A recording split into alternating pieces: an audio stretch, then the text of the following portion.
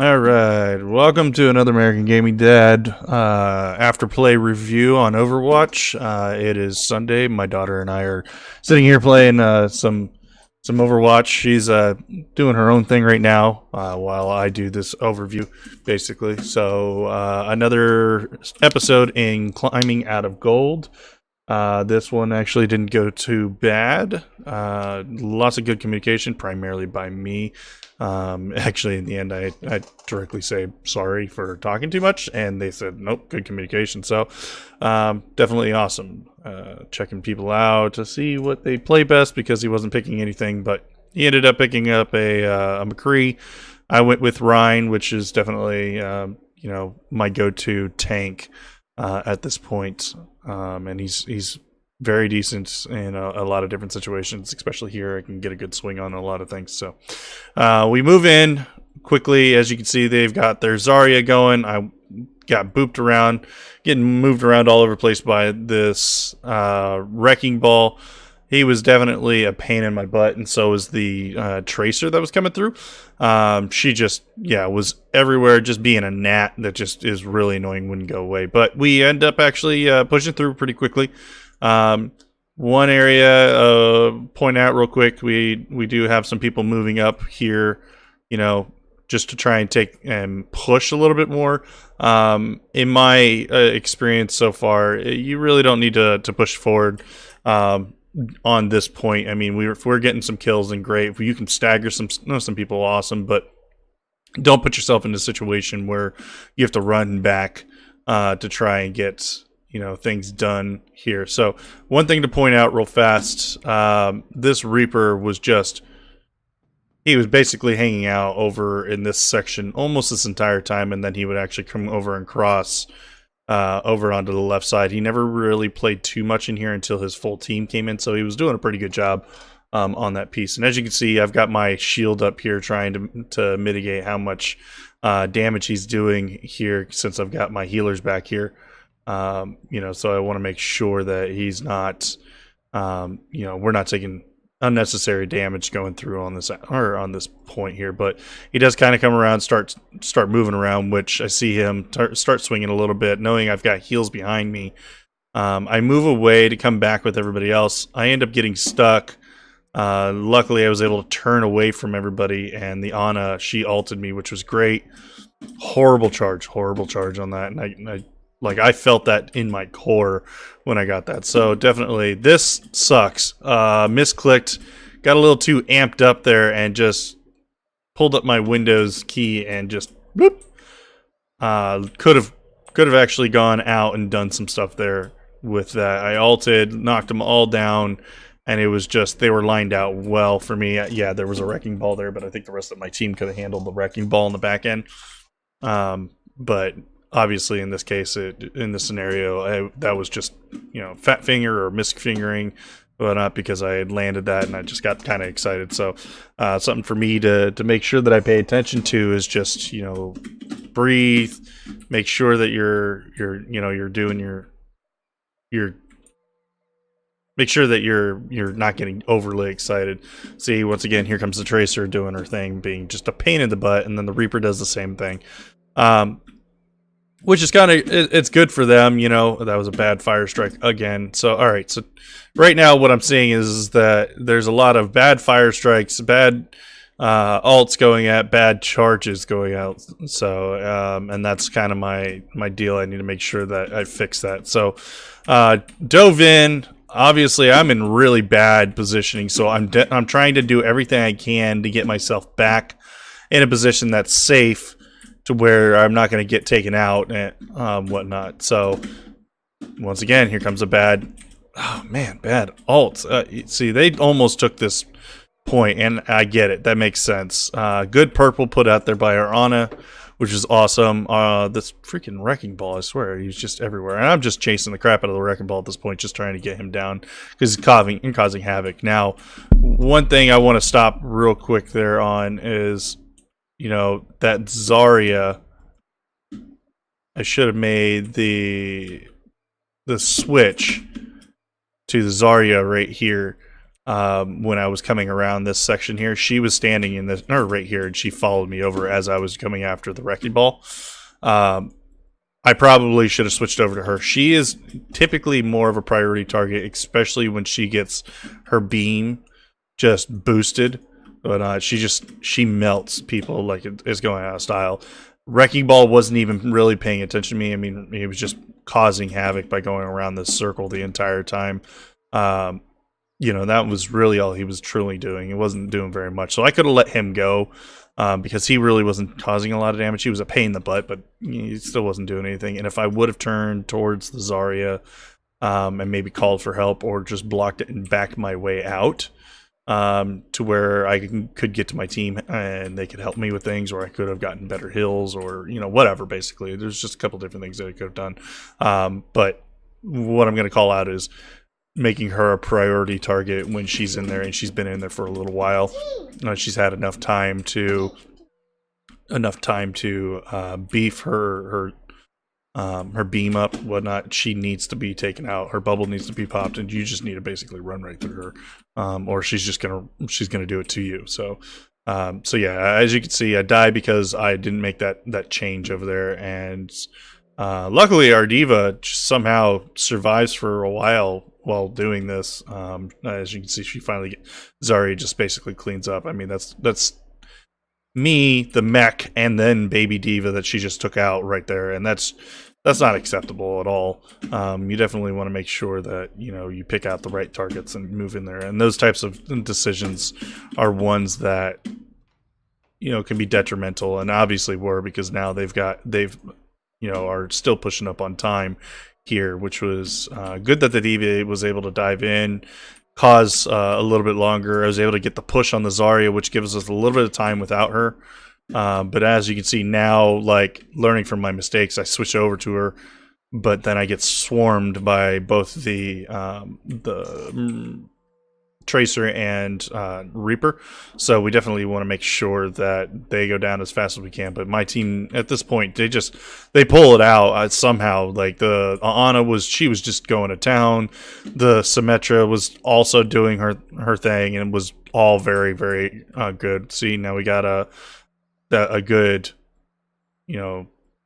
Lucio ult, which is great. That'll keep us up for a while, give us some time, and now he's also building his ult back up, which is great. I'm at 93. We've got three ults right now to hold.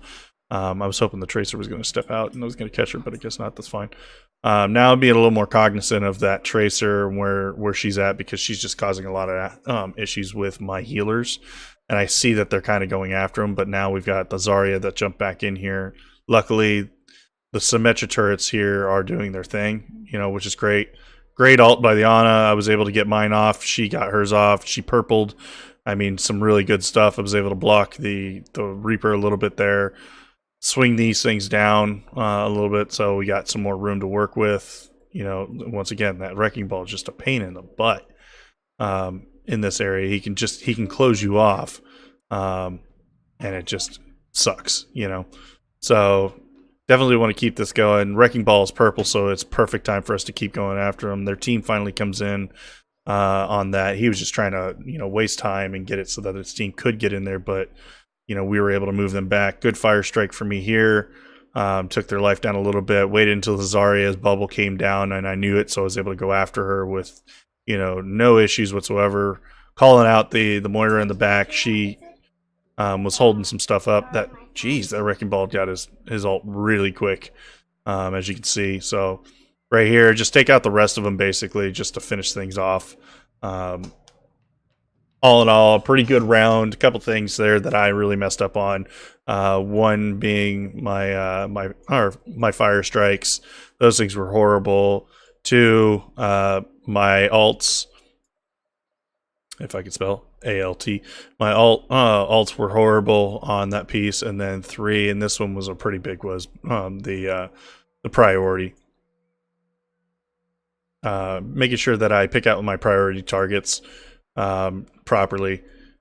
We want to make sure that we're doing that. And this actually cost me, a life, where I had to run back, and they were able to hold the point a lot longer and get us to the point where it's 99 seconds we're in overtime, and you never want to get in that situation. So you want to do everything you can to try and do that. So if I'm able to adjust with those three things, as I move forward, better land my ults, better land my my charges, or sorry, my fire strikes better, and then also definitely want to land or pick my targets properly.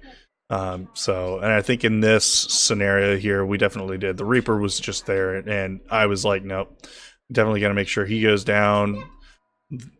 Landed that fire strike, so I'm making notes as I'm going through just to be better every time, and I'm calling out targets now. Bad fire strike, but I'm still moving forward, still blocking them out, still putting shields up, and letting everybody behind me do their thing, get their shots in there, which is great. My team's able to clean up and push them back. And this is definitely something that I want to call out real quick. If you have the ability to take and push the team back into this area here, or even back into that other part and fill in, you want to do that, because then it wastes time. They have to come through and break in through to come down in order for them to get into the point. And that wastes a lot of time. And when you've taken the point, you get to the position of you're now defending, and you want to make sure that as you go along that you're definitely defending things more than you're trying to take it over. So as you can see, we've got pretty good command and control here. I'm trying to stay out of that Moira stream that she's got going on as much as I can, and take her down. She's doing her darndest to just keep things going. That Lucio almost got me. Then the Diva almost got me. I mean, they were just really after me at that point, because they knew that what I was doing, and that's what I was really trying to do, was make sure that I set a precedence as a Rhine. I hold my line. I basically draw a line in the sand saying you can't cross here, and if you do, you're going to have to deal with me and the rest of my team. And holding that point as much as I can makes it very difficult for them to make any kind of moves on here. So now they switch over, and I believe that's a Sombra that's going on here. My baby Diva, she pays very close attention, which thank you very much. It was great that she did. Great boop by our Lucio. He pushed him off. See, there goes the ult from Symmetra. I move in the back here. Definitely trying to just stay alive. My Ana's doing a great job. She sees me. She's shooting across. Great position. And I want to call that out real quick. So, yeah, we got an ult. This was a good ult. Good charge. Was able to take some stuff out. Ryan died quickly. This Moira doesn't go very far or very long either. She blinks in, and then there goes the end of the game. But real quick, one thing I want to call out on here, and she did really well on here. Notice how I'm able to step up, okay? And as I'm stepping up, I'm getting hit, and my health is coming down, and I'm pretty critical at this point. So I'm moving back, right? I'm getting hit. I'm getting healed, but by my Ana. She's here, but great line of sight on everything that's coming on over here. But she can see everything, and when I come out in this doorway, I guess I should highlight. When I step out into the doorway, she's able to heal me, hit me, whatnot, because she's able to shoot right into here, which is great. And she did an awesome job. She, whoever did an awesome. I'm going to say it by the hero. She did an awesome job because she's on staying where she was. I saw her playing here and then here in this area, which was great. So it made it so that I was able to move around a little bit more. And then also made it so that the rest of my team was able to move around as well, which was definitely a good job and a good call out there. So with that, that's kind of the end of the end of it. What did I learn from this one? I need to make sure that I calm down. The reason why I'm going to call it out and say that I need to do that is because the fact that I wasn't calm, all right, really made it so that I was doing two things. I was missing my shots, but not my fire strikes. Okay, I missed those, and I also missed my ults. Okay, it's not that my aim's terrible. I mean, I'm not that great at aiming, but I'm still I typically hit my fire strikes and my ults pretty well. But as you saw very quickly, I hit my Windows key because I was just getting amped up and I was moving around and it was just making me miss stuff. Not only that, I was fire striking and it was just they weren't good at all. You know, I wasn't leading them properly. I wasn't paying attention to what was going on around me, and you know that Hammond or wrecking ball, whatever you want to call them, ended up actually booping me out of the way for two things. Actually, one being my my ult on that first map, and then two, for my fire strikes, it just not hitting them. The second map, there were two fire strikes that I hit. So they were pillars, basically, as I was coming up the stairwell, that I threw my fire strike right into both of those, trying to take out the person that was actually here. And that's just because I didn't take the time to aim and just do what I needed to do. So making sure that I calm the heck down is a huge piece here. Okay. A. B, making sure that I pick out the right targets, the priority targets, and while I'm calling those out, that I'm adhering to it as well. So when that Hammond was kind of doing his thing, yeah, he's annoying, but he wasn't doing a lot of damage at the point. He was more or less just moving me around. That Zarya, on the other hand, she was doing damage. She was getting beefed up, and nobody was paying. I didn't pay attention to her. Like, I looked at her for a second and then went after the Hammond because I saw that the Hammond's health was low. Okay, that is something that I know that I do, that a lot of other people do as well, and I want to call it out. Is, yeah, there may be an easy pick out there, but the easy pick isn't always the right pick. It isn't the best pick. But yes, the Hammond was low, but my diva was already on that Hammond. She could have taken care of him perfectly fine, and I believe she actually ended up doing that anyways. The Zarya, on the other hand, needed to be addressed. I could have either just shielded her and had her stay on me as a target and backed my way out so that my Ana or my Lucia, or even both of them, could specifically just heal me. Okay, and then at that point, then I could have gone free range. The Ana could have put in some damage, and so could have the Lucio. It was more likely that Zarya would have just dropped at that point, and that would have been a better pick. Then, because the diva probably would have taken care of the Hammond, that meant that the Zarya would have gone down, and the Hammond would have gone down. Even if the diva didn't take the Hammond down, I could have taken the Zarya down and then taken the Hammond down later or afterwards, whatnot. Or they would have had to have left. Regardless of what it comes down to, I believe, and if you disagree with me, you can put it down in the comment section. But I believe that the Zarya was definitely a better pick, and in the moment, I didn't pick that until afterwards when I died, and I went, you know something, I should have just gone after that Zarya. What am I doing? What am I thinking? So priority picks is definitely something that I need to make sure that I do. Okay. The other piece, the team seemed to have liked my communication. Nobody else was communicating, so I was overly communicating, and I find myself doing that. Communication is a huge thing, especially in a team game, and you want to continue to do that. You want to make sure that people know where you're going out, you're calling the right stuff, because if nobody has any direction, you don't fire things down, and that is a big flaw that a lot of people and a lot of teams have, especially at lower elos. That they don't have a direction. They just go and they look at the thing that they know from a basic or best practice standpoint that they need to go after. So the squishies are usually the first things that really want to go down.